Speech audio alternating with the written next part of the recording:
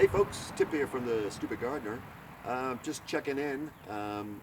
Just finished screening off the compost and dumping what didn't go through the screen into the new bin, and just wanted to go over all that with you. This is right after Compost Happens Part 8. And so this is kind of the wrap up on the compost pile. And so I got everything screened off, and anything that didn't go through the screen I dumped into the new bin right there. I was also able to get out and mow the front lawn. It really needed it, so I got a whole bunch of greens in there, as well as everything that was didn't go through the screen. So that should all be breaking down. And I tell you, I really got a lot of compost. I meant to take a picture of it, but I really had to get rolling and get everything filled in. I was able to top off again the top of my vegetable garden, and then I was also able to go and bring it up there in the back to where we're going to be planting all our flowers up in the back. I have all that filled in with compost, so it's going to be real good. It's going to be great soil. It's going to sit there for about a month or so before we start planting our flowers back there and put all our wildflower seed back there. And that compost I put back there is going to continue to compost. It's going to continue to feed the soil. So I just wanted to go over a few things that I saw as I was screening off the compost, and kind of go over the pros and cons and what I was seeing when I was screening it off. So the good stuff is really great soil. I mean, it's great black gold soil that's going to do wonders for our gardens. I was able to take some of it and take it out front. We have some knockout roses that we have out there, and I was able to mulch those around there, and that's going to feed those roses, and they're going to start blooming here in a month or so. And I will be planting some more knockout roses out there too, so we'll be able to fertilize them too. Won't have to get the Miracle Grow and all that stuff, and won't have to go up to any of these big box stores and buy soil, and because I'm going to have it right at my hand. And I screened up so much that I ended up with about 5 of these full of screened compost, and I have it sitting in my shed, and I'll be using that over the next month or so in different areas here in the garden and in the yard.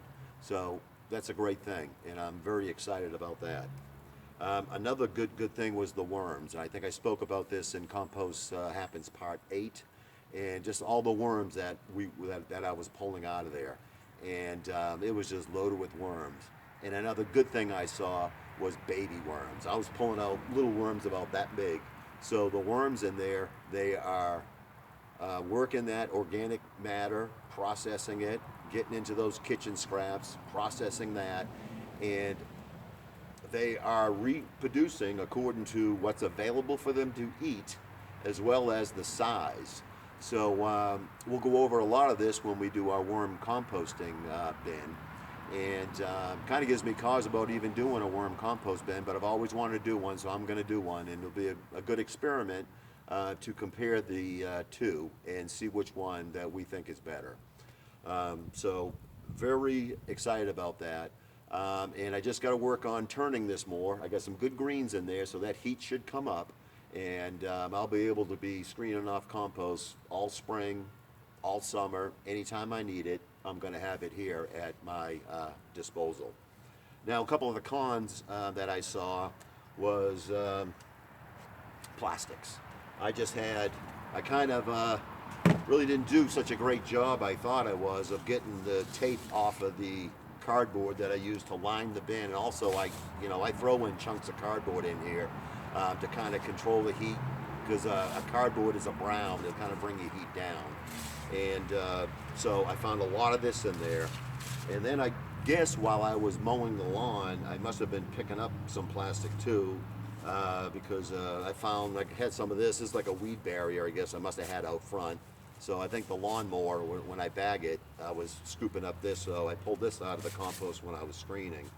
And one other thing there was, some sticks, and I think I picked these up off of the lawn also. Now these will break down, it's just gonna take them a while. But I just gotta, probably before I mow, I'm gonna have to walk the lawn and just get these you know, these sticks picked up, because I have a big brush pile that I burn every couple of months or so. So I just gotta kind of watch that. And also I had some cigarette butts come up, and also in there, and must be someone walking their dog or something is flicking cigarette butts on my front lawn. And I haven't smoked cigarettes for a couple of years, so it's not me, but I won't hold that against them, because I had the same habit of just flicking my cigarette butts everywhere. So that's one thing excuse me, that's one thing I just got to watch in the compost pile. But very excited about this, to get this step done and get some good soil. And also I filled up like 3 of these 5-gallon pails here, and I filled it up probably like 25% of screen compost.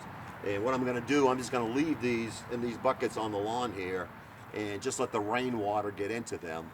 And it's supposed to get some rain this week.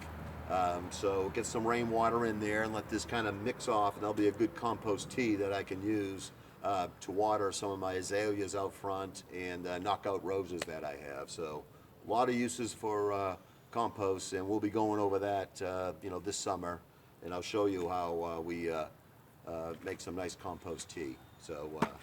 So anyways, very excited, but I just want to get this video out just to kind of close down the old compost series. And I want to thank everyone for watching. In the next couple of videos, I already have them filmed on the blueberry bushes and planting them and putting up my screen bird netting to keep the birds out.